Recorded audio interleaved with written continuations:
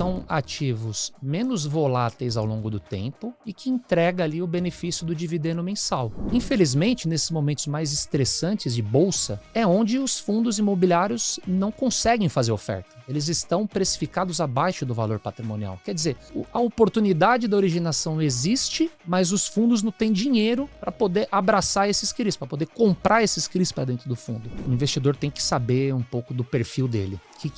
Qual que é o objetivo dele de investimento? Um investidor mais conservador? Ele é um investidor que, não se importaria com diferentes variações de preço num fundo listado em bolsa? A pessoa mais calma, mais fundamentalista, entende isso como uma oportunidade. Comprar bons fundos com um desconto significativo abaixo do valor patrimonial.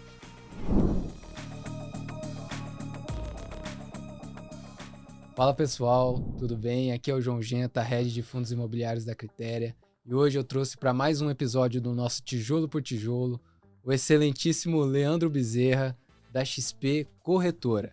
Dessa vez é um convidado diferente, não é um gestor, não é ninguém de equipe de gestão, mas um cara que está ali olhando o mercado todo dia, dá um baita suporte aqui para a gente da Critéria e outros escritórios da rede, B2C, enfim.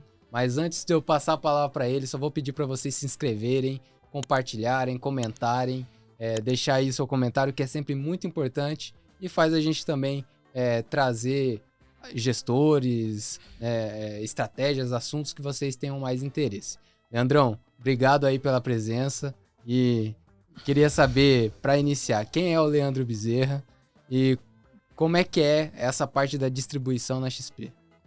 Bom, primeiramente, obrigado aí pelo convite, obrigado a todo o time da Critéria pelo convite, é uma honra estar aqui conversando com vocês, conversando com os telespectadores. Bom, quem é Leandro Bezerra? Eu vou explicar um pouco da minha história na XP, eu estou na XP desde o começo de 2019, sempre trabalhei na parte de fundos listados, principalmente fundos imobiliários, que é a maior classe dentre os fundos listados. Já são 4 anos aqui, o tempo passa rápido, mas o suficiente para ver de tudo no mercado, né? Eu sofri ali o boom do mercado, quando o Selic estava ali a 2%, imediatamente depois veio aí a pandemia, né? Todos os ativos aí, principalmente renda variável, sofreram bastante. E longos períodos aí de Selic 13,75, um pouco mais duro para o mercado, né? E agora com o ânimo melhorando um pouco, então acho que é um pouco aqui da minha história.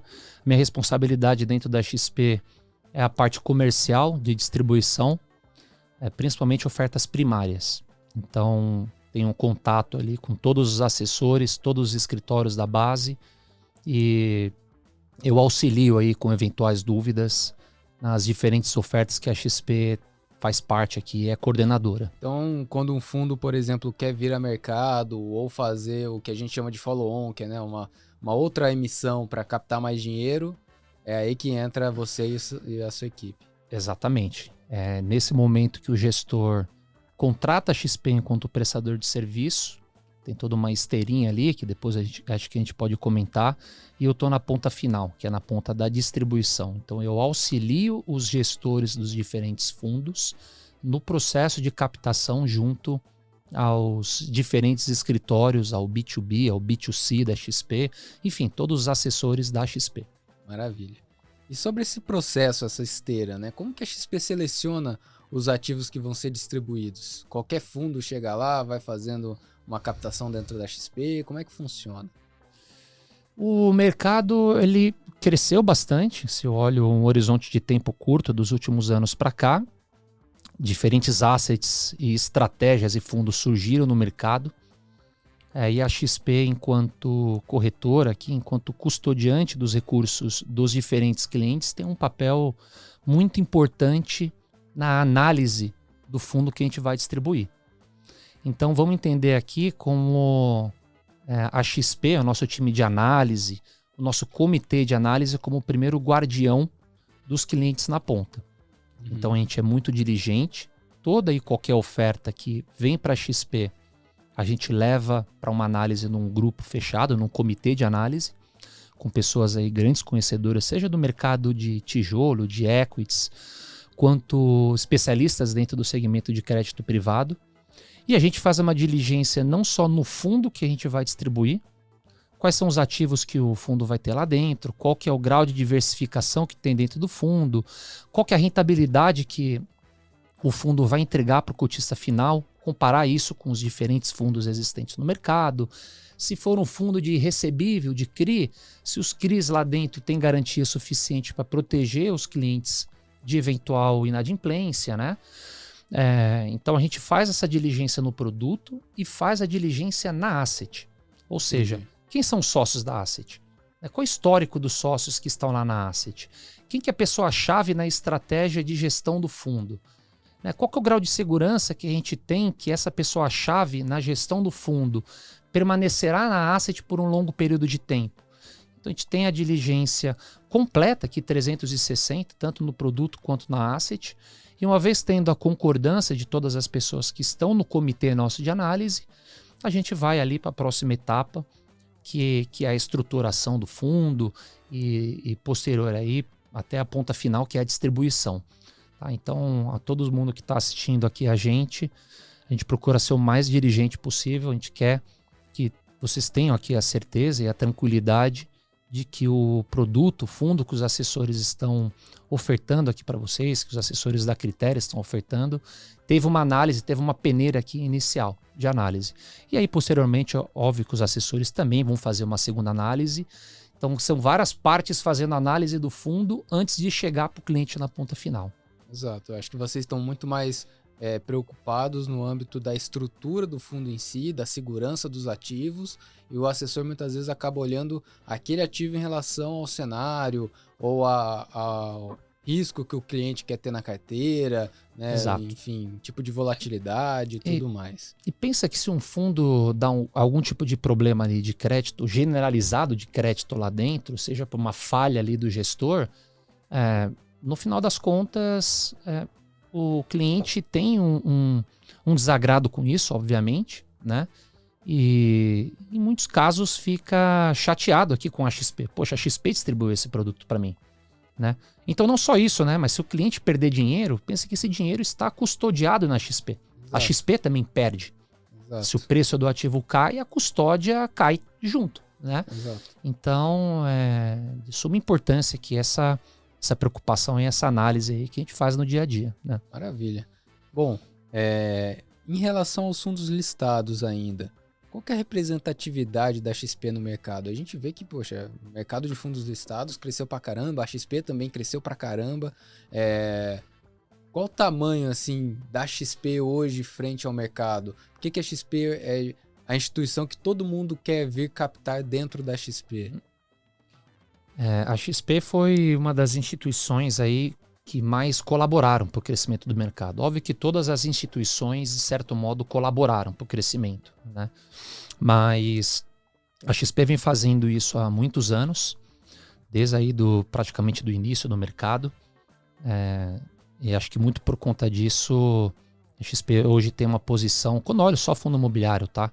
Tô tirando ETF da conta, mas se olhar só fundo imobiliário, a XP hoje tem liderança de market share, tá ao redor ali aproximadamente pouco mais de 30% de market share. Nossa. Né? E justamente por essa posição de liderança aqui de market share, que mais do que nunca a gente tem que ter a preocupação, de novo voltando à questão da análise, a gente tem que ter preocupação da análise de todos os fundos que aparecem aqui pra gente. A XP também é líder na distribuição de ofertas, quando eu pego o fechamento ano a ano. Então a gente é quem mais participa ali ativamente na coordenação de ofertas públicas, né? A gente participa com as principais assets do mercado, né? Os principais nomes ali do mercado. A gente tem uma parceria muito forte, são os nossos clientes, coordenam ali ofertas junto da XP, e a gente quer estar próximo deles, né? Exato. A gente quer levar os melhores produtos ali para os clientes. Bom, e agora um produto que eu acho que fez toda a diferença aí para os escritórios, para os clientes e para a XP também, foi os fundos CETIPados, né? Uma estratégia relativamente nova que surgiu nesse cenário estressado de juro alto, né? O que é exatamente essa estratégia, Leandrão? Como é que funciona um fundo CETIPado? A gente começou a trabalhar os fundos CETIPados em janeiro de 2022, que a gente fez a primeira oferta, e acho que o intuito por trás do produto você endereçar diferentes perfis de cliente. Existem os clientes ali mais habituados com bolsa, os fundos listados em bolsa, são menos avessos a qualquer tipo de mudança de preço, volatilidade de preço. Mas existe um perfil de cliente rentista, que gosta da renda passiva, mas que é avesso a fundos listados em bolsa, a renda variável. Então a gente tentou endereçar com o fundo CETIPado justamente se ter aqui um produto para ofertar para esses clientes que não querem bolsa. Você não perde o benefício do dividendo mensal isento para a pessoa física. Então a pessoa física recebe o dividendo ali mensal. Da mesma coisa, do mesmo A mesma jeito. coisa. Só que como o CETIPado ele marca no valor patrimonial, no valor intrínseco do fundo ali de fato, isso é o administrador que calcula, o valor patrimonial via de regra, ele é menos volátil, o preço varia menos o patrimônio do fundo, comparativamente do que o preço de um fundo listado em bolsa. Então são ativos menos voláteis ao longo do tempo e que entrega ali o benefício do dividendo mensal. A gente não espera que com o fundo CETIPado a gente abrace todo o perfil de cliente. E não vai mesmo. Cada cliente tem uma particularidade diferente. Tem cliente que gosta de bolsa, gosta de comprar um fundo abaixo do valor patrimonial, apostar na valorização versus o preço que ele comprou. E não dá nem para falar que não tem liquidez, né? Hoje a XP conseguiu dar uma liquidez aí excelente para esses fundos CETIPados que não são negociados em bolsa, né? Acho que a classe cresceu, então tem hoje posições relevantes, tem fundo CETIPado hoje com mais de 1,4 bi de tamanho, tem fundo CETIPado de 1 bilhão de patrimônio, alguns fundos com 1 bilhão de patrimônio, com uma base de clientes enorme, pulverizada, e que a gente conseguiu, ao longo aí desses meses, de janeiro de 2022 até hoje, criar um sistema de negociação bem robusto. Então, são volumes significativos que têm sido negociados no mercado secundário. E sem mercado secundário, sem negociação desses ativos, não existe mercado primário. Porque o cliente ele pode ter uma emergência que precisa vender, ou um outro que quer reinvestir o dividendo dele e comprar mais cotas. Então, sem mercado secundário, a gente não teria o mercado primário. Então, acho que a experiência no secundário tem sido super positiva. E só mais um ponto do CETIPado, é justamente no momento mais estressado de mercado, pegar aqui de 2022, começo de 2022 em diante, que você tem maiores oportunidades na ponta de originação. É nesse momento que começam a aparecer os recebíveis, os CRIs, precificados a IPCA mais 10%, a CDI mais 5%, sem necessariamente ser um ativo de alto risco, meramente por uma questão de momento de mercado. Infelizmente, nesses momentos mais estressantes de bolsa, é onde os fundos imobiliários não conseguem fazer oferta. Eles estão precificados abaixo do valor patrimonial. Quer dizer, a oportunidade da originação existe, mas os fundos não têm dinheiro para poder abraçar esses CRIs, para poder comprar esses CRIs para dentro do fundo. E aí eu acho que, no final das contas, não vou falar que é ruim, mas não acaba não ajudando os cotistas desse fundo, porque os fundos antigos de mercado, fundos da Quineia, que é um excepcional fundo, fundos da Capitânia, que também gosto bastante do fundo, são fundos antigos de mercado, que começou a originar os CRIs, comprar os CRIs para dentro do fundo em outros momentos de mercado. IPCA mais 7, IPCA mais 7,5, porque naquele momento a NTN-B estava rodando a IPCA mais 3,5, IPCA mais 4. Então, poxa, IPCA mais 7 naquele momento era maravilhoso. Mas as curvas de juro mudam, o juro real varia ao longo do tempo. Então, não é que é algo errado que o gestor fez, é que ele cresceu o fundo num outro timing de mercado. Então, acho que ninguém esperava também, né? Ninguém esperava. Então, eu entendo eventualmente um outro benefício no CETIPado, dado que ele não está listado na bolsa, ele ter a possibilidade de fazer oferta e adquirir esses ativos com bons spreads, com uma boa relação risco-retorno. Eu acho que isso tem feito também com que os clientes tenham uma experiência muito boa, Vários fundos de crédito, CETIPado, no 1.1, 1.2, às vezes até um pouco mais, ao mês ali isento, baixa volatilidade. Eu acho que é só uma dinâmica diferente, né? Que o cliente está acostumado a olhar o preço de tela e não a marcação dos ativos, né? Então, no começo foi um pouco confuso ali, o cara entendeu o que está acontecendo na dinâmica da tela. Até acho engraçado que alguns fundos que têm um pouco mais de crédito líquido, quando teve a abertura ali das curvas, ele sofreu um pouquinho ali na marcação, e os clientes já ficaram assim um pouco receosos, achando que tinha perdido dinheiro. Não foi isso, foi só uma mudança na curva de juros, né? E assim que ela voltasse, e ela voltou, né, tudo isso apreciou novamente. Então, é uma dinâmica muito diferente da dinâmica do listado, né? O fundo listado tem hoje mais de 70, quase 75% aproximadamente pessoa física. Pessoa física, às vezes é muito...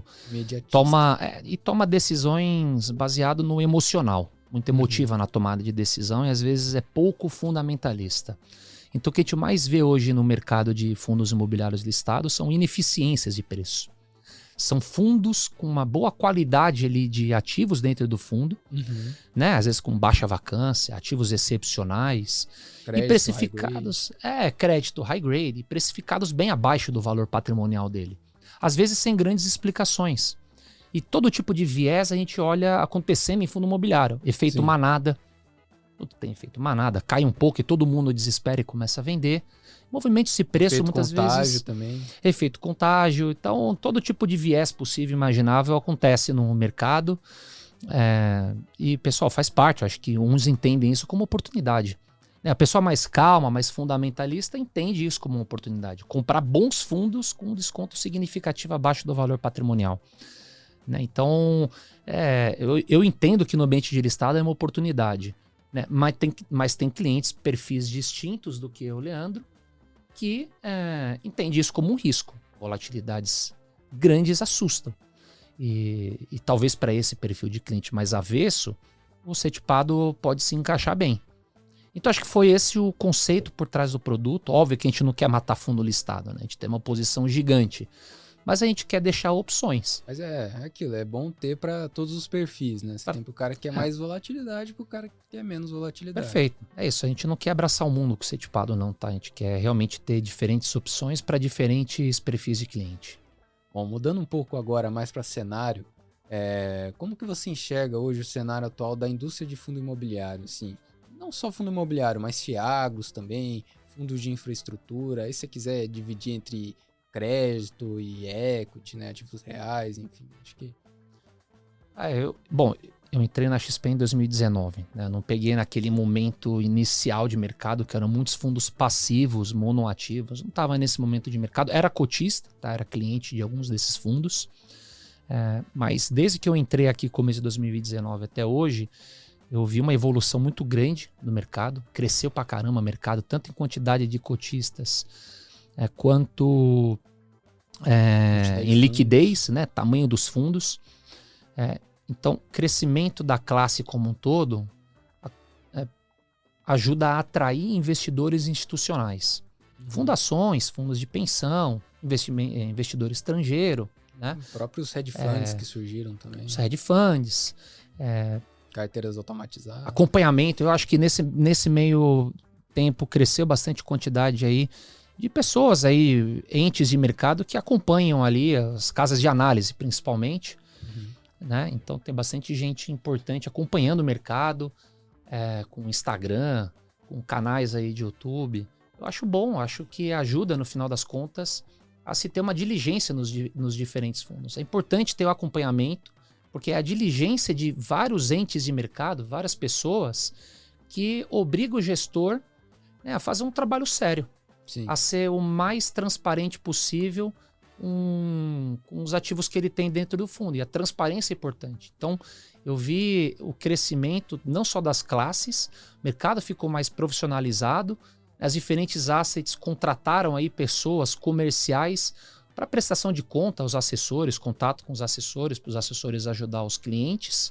E no final dos contos isso é super positivo. Acho que isso que colabora para o mercado crescer cada vez mais. E tem oportunidade para crescer, ainda mais do que temos hoje. O mercado tem pouco mais de 2,5 milhões de investidores, aproximadamente. É um universo muito pequeno. Né? Então, acho que ainda tem oportunidade para crescer. E eu acho que o momento de mercado hoje Eu acho que sob esse aspecto bem diferente de quando eu entrei em 2019. Vejo as pessoas mais habituadas ali com os diferentes fundos. Ironicamente, quando veio a pandemia, vários fundos caíram pra caramba ali o preço no mercado secundário. A gente poderia achar que ia reduzir a quantidade de investidor. Não, a quantidade aumentou. Ou seja, muitos novos investidores olharam ali esses fundos descontados, entendendo que era uma oportunidade e entraram para a classe. Sim. Felizmente compraram ativos bons e muito baratos nesse período.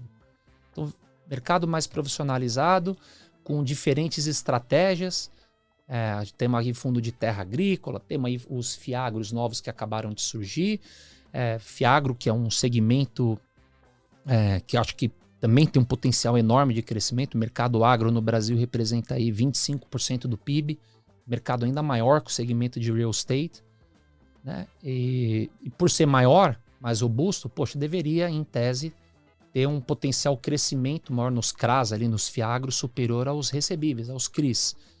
E eu acho que nesse último período aí, olhando de uns meses para cá, foi a grande classe que os clientes queriam. Os fundos, os fiagros são CDI+, juros estão altos, né? Ou seja, o dividendo desses fundos são altos também. Então isso acaba atraindo muito o investidor, justamente buscando esses dividendos maiores. Então acho que é o momento aqui, os fundos de infraestrutura vem surgindo novas assets. Acho que é uma curva, não me lembro quando foi que começou a surgir. Eu acho que enquanto eu estou na XP, a gente trabalhou forte os fundos de infra aí, final de 2019, começo de 2020. Acabou dando uma estagnada, porque juros abriram pra caramba, né? Juro real abriu pra caramba. Então, esses fundos que a gente distribuiu, que era IPCA, na época IPCA mais 7, IPCA mais 8, ou com juro real de 6,5%, que chega a bater 6,5%, o pessoal vai para NTNB, para o ativo livre de risco, né? Para quem vai tomar risco num fundo listado? Então, acho que a situação macro prejudicou o preço dos fundos de infraestrutura listados, dificultou o crescimento dessa classe como um todo. Eu acho que tem pouca cobertura desses fundos existentes hoje. Sim. Acho que a baixa cobertura atrapalha também. O cliente na ponta final não se sente tão confortável de entrar, né? Ele tem poucos materiais ali de consulta antes de comprar determinado fundo. Também, né? Tem fundo que é só para qualificado, que também dificulta os FIPEs. Isso é uma norma regulatória. FIPE, que é o fundo de infraestrutura de equity, tem linhas de transmissão, geração de energia, é qualificado. Fundos de debêntures incentivadas, o que são os FIINFRAs, né? Tem o da Sparta, que teve oferta recentemente, o Juro 11. Sim. Tem o da XP, o XPID é qualificado, mas que não é um FIINFRA, mas o Juro 11, o CPTI da Capitânia, entre outros. Entre outros fundos incentivados, são para público geral. Como é público geral, eles têm mais liquidez e mais procura ali de público diverso, ali, investidor, e conseguiram crescer de uma maneira mais rápida até do que os FIPEs, os fundos de equity. Né? Mas eu acho que tem um baita potencial de crescimento, debênture incentivado, vejo as ofertas aumentando, ali o interesse aumentando. O Juro 11 da Sparta captou mais de 620 milhões, uma captação expressiva para o fundo deles. Né? Não, isso para crédito, né? Até deixar aí uma dica para quem estiver assistindo, for um investidor qualificado, fundos de equity ali, os FIPs e ES estão num precinho... Tem bastante fundo. Pessoal, isso em relatórios gerenciais desses FIPEs listados em bolsa mostra qual que é a taxa interna de retorno implícita versus o preço na bolsa. Então tem muito fundo hoje listado FIPE, não vou citar nomes aqui, mas enfim, tem muito FIPE rodando IPCA mais 12, IPCA mais 10, IPCA mais 12, que é uma excelente taxa interna de retorno. O que falta eventualmente? Por que eles estão nesse preço? Porque é isso, acho que é baixa cobertura, voltado para qualificado ou investidor profissional. Isso acaba, acho que, atrapalhando um pouco o potencial valorização desses preços na bolsa, né? Liquidez mais baixa impacta um pouco mais, né? Então... Mas eu acho que é uma questão de tempo. Se juro real começar a cair, acho que a projeção é essa, esse IPCA mais 10 vai ficar cada vez melhor. Vai ficar cada vez mais bonito, né? Eu acho. Já tá ficando legal, né? Tá numa janelinha muito boa. As pessoas perguntam, o que tem aí de oportunidade no mercado? Eu falo muito de FIPE. Muito. Infelizmente é qualificado, né? Mas eu ressalto muito. Pô, tem muita oportunidade aí de taxa interna de retorno versus preço de tela. Acho que grande parte está nos FIPEs. Dá tempo ou da pessoa ganhar 1 milhão ou tirar uma certificação para conseguir comprar, porque tá barato, pessoal. Mas tira logo que logo sobe. Mas, Leandro, até aproveitando esse todo seu comentário aí dos segmentos, nesse processo de corte de juros, né? A gente está agora, para quem está assistindo hoje, 12 de dezembro. Devemos ter uma outra reunião do Copom aí nos próximos dias. Vai vir mais um corte, provavelmente. Como é que os fundos imobiliários se beneficiam desses cortes de juros? Por que isso é benéfico para a indústria? Eu acho que a tendência, como você bem disse, é de queda de juros. A grande dúvida é para onde vai a Selic, o fechamento ali no decorrer de 2024. Será que é 10%? Será que é 9%? Aonde vai ficar a Selic é difícil de qualquer um prever, né? Mas a tendência versus a situação de hoje é de queda. Isso a gente olha curva de juros futuro e acho que tem grandes indicativos. A gente olha muito para a inflação, né? E de certo modo a inflação tem ficado ali dentro da meta, controlada. Isso acho que é mais um sinal forte ali pela perspectiva de queda de juros. E quando tem esse cenário de corte, é uma questão de custo de oportunidade para o cliente, né? Bom, o cliente ele tem a opção de comprar de novo ali a NTN-B, ou tem a opção de comprar um crédito privado com excelente nível de risco, excelente rating de crédito. Ele tem a opção de comprar CDBs. Quando o Selic está 13,75, às vezes aparece um CDB lá pré-fixado de 16%. Né? Por que alguém vai tomar risco na bolsa, num fundo imobiliário pagando dividend yield de 8%, que seja 8,5% líquido, se o cliente às vezes tem uma opção de um CDB pré-fixado com uma taxa muito boa? Então, não estou criando juízos de valores aqui, né? Estou explicando uma situação que é um fato, né? É custo e oportunidade. É o trade-off ali do cliente. Então, quando tem essa queda na taxa de juros, naturalmente o investidor começa a procurar e tomar investimentos alternativos ou um ativo de renda variável ali, seja uma ação, seja um fundo imobiliário, que tem uma perspectiva de entregar mais do que a renda fixa que ele tem disponível em mãos. Então ele começa a ter que tomar mais risco. Isso é um processo natural, histórico, né? Existe uma relação aqui, se eu olhar no horizonte de 2010 em diante, que você olha o comportamento de juros, um gráfico de comportamento de juros de 2010 em diante, e um gráfico de retorno do IFIX, né, comparativamente nesse mesmo gráfico. E fica nítido nessa relação histórica, não sei o que estou inventando aqui, mas fica nítido que existe uma relação praticamente perfeita ali, inversamente proporcional, entre juros e performance do IFIX. Pessoal, se o juros está subindo, o IFIX vai cair. Sim. É o que acontece historicamente falando. Isso é uma relação histórica.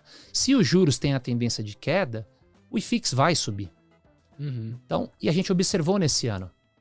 Né? A gente infelizmente, teve uns períodos aí que o mercado deu umas explodidas, né? O mercado subiu e eu acho que subiu agora com fundamento. Por trás, a bolsa também subiu. Né? Movimento natural e histórico. Então, eu acho que as perspectivas olhando para frente ainda tem cenários de queda de juros. Ou seja, e ainda existem vários fundos listados em bolsa descontados em relação ao valor patrimonial, né? E à medida que Selic for sendo cortada ali nas reuniões de Copom, acho que isso pode ter um impacto positivo. Infelizmente, os clientes, em grande parte, não olham muito para juros futuro. Eu brinco que olha para o juro spot, olha para Selic. Né? Então teve corte de Selic, tem uma reação ali do grande parte do público investidor. Né? Porque afeta diretamente ali o CDB dele, que está rendendo a 100% do CDI, 110, enfim, né? E a gente tem que ser proativo ali, né? Quer dizer, idealmente tem que olhar para os juros lá na frente. Quer dizer, indicativo lá na frente do que pode acontecer para ser o mais rápido possível na tomada de decisão. Né? Porque quanto mais rápido possível na tomada de decisão, melhores preços você pega. Né? Exato. Porque se você esperar a Selic vir a 9, vários fundos já vão ter valorizados. E, eventualmente, a oportunidade que é excepcional hoje, olhando daqui a um ano, pode ser não tão excepcional assim quanto era esse ano, né? E tem mais um outro ponto, né, que essa dinâmica de queda de juros acaba impactando, é no valor patrimonial dos fundos. A gente viu vários fundos ali com valorização patrimonial, o XPMOLs é um exemplo, né? Teve uma reavaliação superior a 10%. Tem outros bons fundos com essa mesma perspectiva, acho que em grande parte aí dos fundos de tijolo, porque quando faz a avaliação patrimonial desses fundos, uma das métricas analisadas é perspectiva de juros futuro, quanto que os ativos vão gerar de receita olhando para frente. E quando você traz isso a valor presente, com juros menores, né, o impacto do valor presente é melhor, é mais favorável. Isso impacta o valor patrimonial positivamente. É um dos aspectos, tá, pessoal? Tem várias outras métricas de análise de valor patrimonial, mas essa é uma delas. Então, é esperado aqui que nas próximas reavaliações patrimoniais dos diferentes fundos se tenham surpresas positivas. A gente teve uma recente aqui do XPMOLs. E a gente viu, né, quando teve reavaliação patrimonial, a oferta pública foi a R$ 102,02. Em setembro teve a reavaliação. A gente viu a reatividade, como se reagiu o preço na Bolsa. O preço subiu mais de R$ 10 por cota. Né? Então, acho que ainda tem oportunidade. Às vezes você olha que o fundo, poxa, mas ele está muito próximo do valor patrimonial hoje, né? Gente, mas e o valor patrimonial? Como é que se comporta? Será que tem potencial valorização? Então é um ponto de análise para se ter em mente também, né? Acho que não só para tijolo, mas para crédito também, né? Tudo é precificado em relação ao juro futuro. Crédito, você tem marcação nos ativos. Perfeito. Alguns fundos de crédito também podem ter alguma valorização, obviamente. Não vai ser igual aos fundos de tijolo, né?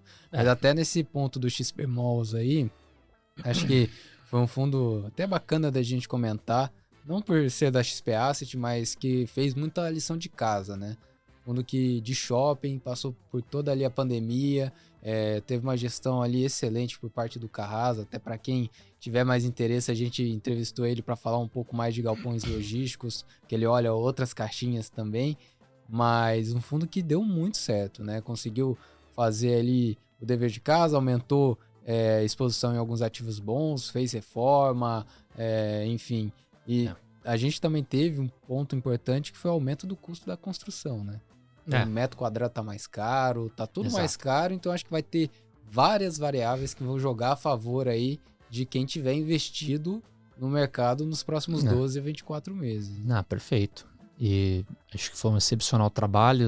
O Carrasco esteve aqui antes, né? É uma honra estar aqui no mesmo local que estava aqui o Carrasco também, né? Mas é um excepcional fundo de mercado, né, listado em bolsa, um dos grandes fundos de shopping. Salvo engano, hoje com o maior patrimônio. Tem uns 3,3 bi de patrimônio. Tem aí uma boa liquidez, é um dos principais participantes das carteiras recomendadas. Né? Eu não sei se é top 1. Eu não sei se é top 1, mas certamente está no top 3 dos que mais participaram em carteiras. E se ele tem bons ativos dentro do fundo, esses bons ativos acabam performando bem. E o resto é uma consequência. A capacidade dele de gerar receita ali operacional para pagar para o cotista. O Catarina Outlet teve inclusive um comunicado ao mercado que saiu, não sei se foi ontem, do XPMOLs, falando da expansão, da duplicação aí do Catarina. Essa duplicação, pessoal, a obra estando pronta, isso também impacta valor patrimonial. Exato. Enquanto o ativo não está pronto, ele é marcado a custo. Ele não é marcado a mercado. Quando o ativo fica pronto e ele tem a marcação a mercado, geralmente, quer dizer, via de regra, a marcação, o valor de mercado do ativo, ele é maior do que o custo dele, tem que ser. Então pode ser que tenha uma outra surpresa futura aí no valor patrimonial do XPMOLs. Essa aí, né? Essa aí a gente vamos acompanhando, pessoal. Ansiosamente. Bom, Leandro, eu acho que até nessa linha dos ativos, enfim, né, do que a gente vê de oportunidades no mercado e tudo mais, queria perguntar para você, né, os escritórios e as casas de research têm lançado muitas carteiras automatizadas, né? Quais são os benefícios que você enxerga nessas carteiras automatizadas para o investidor? E se tem algum ponto de atenção ali? Vamos lá, tenho visto muitas casas fazendo A gente comentou um pouco antes aqui sobre as coberturas das casas de análise. Então, acho que eles fazem um trabalho excepcional. São várias casas de análise, eu não vou citar nomes aqui, mas tem casas de análise aí super renomadas e conhecidas aqui no mercado, que muitas vezes os clientes assinam os relatórios deles de inteligência de mercado, etc. Então existe, de certo modo, uma confiança do cliente na ponta com essas diferentes casas de análise que ele acompanha, né? De modo que, dada essa confiança que o cliente na ponta final tem dessas casas, muitas vezes eles se sentem confortáveis em se ter essas casas de análise fazendo a seleção de fundos para ele fazer, seguir. Né? Então as carteiras automatizadas é uma maneira prática, né, do cliente na ponta final seguir os fundos que essas casas indicam. Né? Então tem essa praticidade nesse sentido. Tem um grau até de confiança desse cliente de que esses fundos selecionados são excepcionais fundos de mercado, com teses muito fortes por trás, com potencial valorização na bolsa, que muitas vezes o cliente não tem tempo de acompanhar os diferentes fundos. Acho que essa é a principal dificuldade. Quando eu não estava na XP trabalhando no mercado, eu não tinha tempo de ficar acompanhando no detalhe. Né? Aí o cliente acaba sofrendo as oscilações ali na veia, né? Um fundo que está fazendo um bom trabalho hoje, às vezes pode acontecer percalços no caminho. O locatário sair, um locatário que representa uma posição significativa do fundo, né? Ou tem um ativo de crédito mais estressado que pode dar um problema. E às vezes o cliente não acompanha isso. Ou quando ele acompanha já é tarde demais. O preço já despencou. Então, de certo modo... É geralmente o que acontece. O cara só vai olhar quando o fundo já caiu 10, 20, pra caramba. 30, 40%. Então, você ter talvez essa segurança de ter pessoas competentes ali por trás, cuidando da sua carteira, dos fundos que você tem na carteira, pode ser importante. Para quem tem mais tempo, mais conhecimento de mercado, mais tempo, às vezes essa pessoa não quer seguir um fundo que alguém indica. Às vezes essa pessoa quer ela mesma fazer a seleção. Tem mais agilidade, né? As carteiras também têm ali datas específicas. Tem as datas de troca de fundos, né? De rebalanceamento de carteira. Então, como eu falei do CETIPADO, que o CETIPADO não é para todos os clientes, nenhum ativo, nenhum produto financeiro é para todos, todos os clientes. Né? A carteira automatizada também não é para todos os clientes. Tem cliente que é mais habituado e ele gosta de fazer a seleção. Tem cliente que tem menos tempo. O cliente que tem menos tempo de acompanhamento, ou até às vezes um pouco menos de conhecimento, pode ser uma excelente estratégia ali, tá? Seguindo carteiras de casas de análise que esse cliente sinta segurança, que ele confie. Maravilha.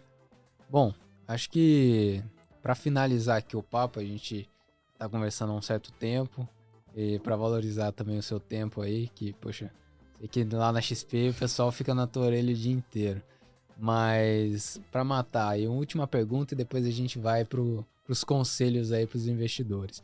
Como que a XP atua para informar os escritórios e proteger os investidores? Então, por exemplo, teve um problema em algum fundo que tem uma custódia relevante, ou até um exemplo que eu acho que é até mais interessante, a gente tem visto muita fusão entre fundos, né? Então um fundo querendo comprar outro, juntar com outro, enfim, a gente viu gestoras comprando outras gestoras, enfim. Como que é esse trabalho que a XP faz para informar, né, educacional, falar das assembleias e tudo mais, e também tentar proteger os investidores, os escritórios, né, disseminando a informação? Como é que funciona essa parte?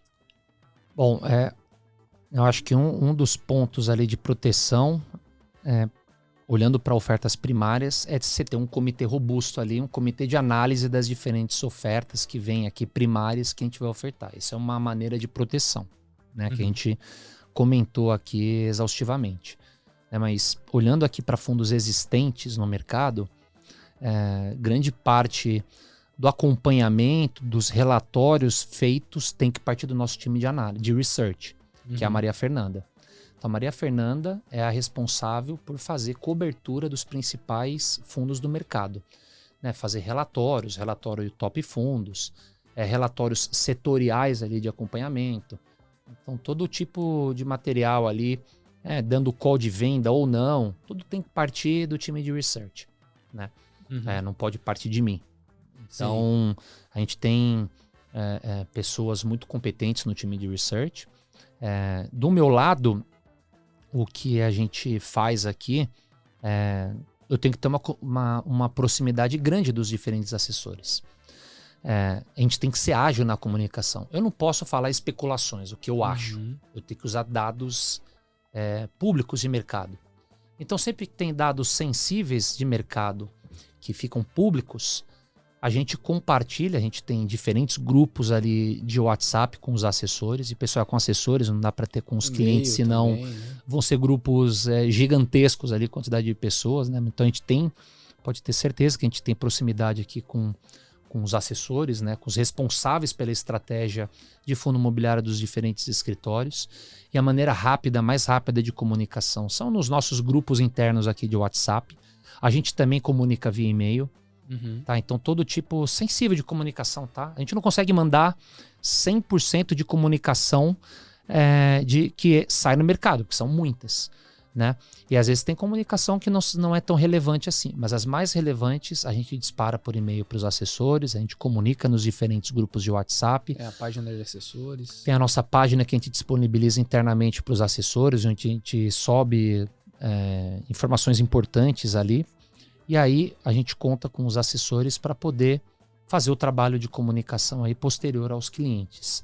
Então é mais ou menos dessa maneira que a gente atua, mas o nosso braço forte ali de análise dos diferentes fundos é o time de research de fato. Maravilha.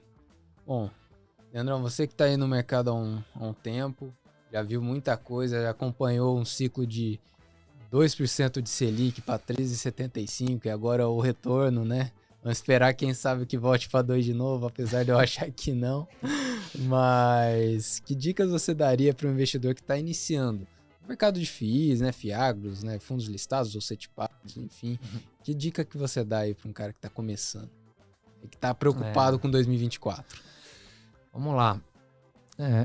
Acho que o primeiro ponto, o investidor tem que saber um pouco do perfil dele. Qual que é o objetivo dele de investimento? O investimento, ele é um investidor mais conservador, ele é um investidor que, não se importaria com diferentes variações de preço num fundo listado em bolsa. Então ele tem que conhecer o perfil dele. Inclusive a XP tem questionários ali de suitability, né, para determinar o perfil do cliente, né? Mas supondo-se que o cliente, dentro da estratégia dele, ele queira ter lá um fundo de renda, um fundo imobiliário, né? Pessoal, primeiro passo, o que eu faria, tá? Não sei se tem uma receita ótima aqui, né? Mas o que eu faria? Para não tomar muito risco, eu vou entrar num fundo que já tem um grande histórico de mercado. Sem menosprezar os fundos recentes, tá? Mas eu acho que um fundo com longo histórico de mercado, sem que tenha havido nenhum tipo de problema, é um indicativo de que a estratégia tem funcionado há bons anos, tá? Então, eu vou olhar o track record. Eu vou olhar o tamanho do fundo, né? Quantidade de cotistas. Quantidade, eu vou olhar a liquidez dele, quanto negocia desse fundo na bolsa. E, pessoal, existem ferramentas de consulta desse tipo de informação, né? Vários sites também. Tem vários sites, tem o FIIs.com.br, tem o Funds Explorer, tem o Clube FIIs, tem uma série de sites de consulta que mostra a liquidez, quanto negocia por dia, quanto que é o patrimônio líquido do fundo, né? Quando que esse fundo surgiu. Então, talvez seja uma maneira segura de se investir, olhar para esses fundos com longo histórico. E antes de investir também, olhem o relatório gerencial. Poucas pessoas, né, poucos investidores olham o relatório gerencial. Entra no site da gestora. O site da gestora, ou mesmo nesses sites que eu citei, tem relatórios gerenciais dos fundos. Porque no relatório gerencial vai mostrar comentários do gestor, né, se teve saída recente de um locatário ou não, como é que está a vacância, como é que está a inadimplência, quais são os CRIs que estão lá dentro, né, qual que é a concentração de cada um dos CRIs dentro do fundo, para ver se o fundo é diversificado ou não, se tem uma concentração grande num determinado CRI ou CRA. Então, pessoal, olhem o relatório gerencial. Obviamente, olhem também o preço que está na bolsa versus o quanto o fundo vale. Né? Eu sei que eu falei que os fundos têm dinâmica de valorização patrimonial, principalmente os de tijolo. Sim. Né? Mas é importante olhar se você não está comprando muito acima do que o fundo vale efetivamente, do patrimonial do fundo. Então, e no relatório gerencial mostra isso. E além disso, eu gosto de olhar os últimos dividendos que o fundo paga. Eu não olho o último, eu olho os 6 últimos ali para fazer uma média. Para ver o que essa média representa versus o preço de tela. Qual que é o percentual que representa? E se eu multiplicar por 12, anualizar, quantos por cento dá isso líquido? Que é uma métrica importante também. Para ver, poxa, esse fundo no preço de tela, eu peguei os últimos 6 dividendos, tá me pagando aqui um dividend yield de 11 líquido. 11 líquido é um dividendo excepcional para o momento de mercado. Sim. Né? Então, olhem o histórico de dividendos, né, para ver versus o preço de tela, quanto isso vale percentualmente falando, o patrimonial dele, veja o relatório gerencial. Se você está começando a estratégia de maneira conservadora, veja os principais fundos do mercado, os maiores fundos do mercado, que tem um histórico mais longo. Né? Eu acho que dessa maneira, para começar, eu acho que é uma boa estratégia aqui. E pessoal, acho que só um último ponto, quando juros, a perspectiva de juros em queda, né, os fundos que, historicamente falando, que se saem melhor num cenário de queda de juros são os fundos de tijolo. Então, uma regrinha assim, simples, tá? Tô sendo simplista aqui, eu sei disso. Tem, né, o relatório gerencial, como eu disse, é importante de se ver. Mas quando o juros está perspectiva de queda, os fundos de galpão logístico, shopping, os fundos de laje corporativa, tijolo como um todo, tem performance boa. São os grandes vencedores. Então, para 2024, uma boa dica. Pode ser. Os tijolos, se eu pegar dentro do IFIX, quem mais valorizou dentro do IFIX foram os fundos de tijolo, que puxou o IFIX para cima. Né? E num cenário de juros subindo, de regra, os de tijolo são os que mais sofrem. E aí os fundos de recebíveis, os fundos de papéis e renda fixa, são os que têm melhor performance no cenário como esse. Então, se a tendência é de queda de juros, eventualmente tem ali uma proporção boa de fundos de tijolo na carteira. Se vocês ouvirem falar de inflação alta, subida de juros, etc., eventualmente você rebalanceia, coloca mais um pouco mais de fundo de crédito, de recebíveis. Diversificação é importante, mas é só colocar pesos distintos ali dentro da carteira. Então, fale de maneira bem simplista, tá, pessoal? É óbvio que o relatório gerencial acho que é o grande norte lá de conhecimento do fundo que você está comprando. Bom, maravilha, Leandrão. Quero agradecer você aí pelo tempo. Várias dicas aí valiosas para quem está começando, até para quem já está no mercado há um certo tempo, né? Acho que essa dica que você também deu do juro real, olhar sempre o juro real, não, desculpa, o juro futuro, tentar olhar ali a curva de juro futuro, ver como é que o mercado está se comportando para não ser, digamos, o último ali a chegar na festa. Acho que é sempre válido.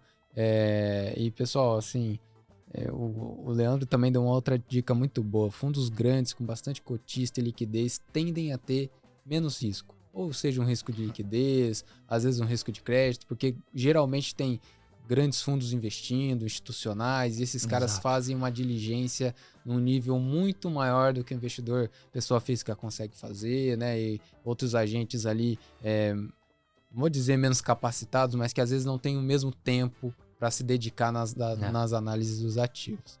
Mas eu acho que é isso, Leandrão. Agradecer você novamente, agradecer também a XP, todo o apoio que vocês têm dado aqui para a Critéria, sempre muito legal. E pessoal, agradeço a todos aí que ficaram com a gente até agora. Convido aí a continuar assistindo os nossos vídeos. Provavelmente esse vai ser o último desse ano de 2023, então fechando aí com o Leandrão com chave de ouro. Mas em 2024 a gente volta com muitas novidades e aí a gente deve começar a trazer também gestores de outros segmentos, tá? Então, FIAGROS, fundos de infra, crédito de infra, enfim, trazer outros ativos aí para vocês também conhecerem um pouquinho mais. Leandrão, obrigado. Obrigado, gente, pelo convite. Obrigado a todo o time da Critéria pelo convite também, a todos os espectadores aí que estão assistindo. Pessoal, é isso. Estamos animados para o ano que vem. Tomara que dê tudo certo, que as expectativas se concretizem aí como realidade. Então, e desejar um ótimo Natal para todos, um ótimo Ano Novo e mais uma vez uma honra aí ser o convidado de fechamento do ano aqui. Nada mais justo, né? Passei o ano inteiro te enchendo o saco, nada mais justo. Pessoal, é isso. Um belo fim de ano aí para todos e que a gente tenha um 2024 muito bom e com juro muito baixo. É isso, pessoal. Obrigado.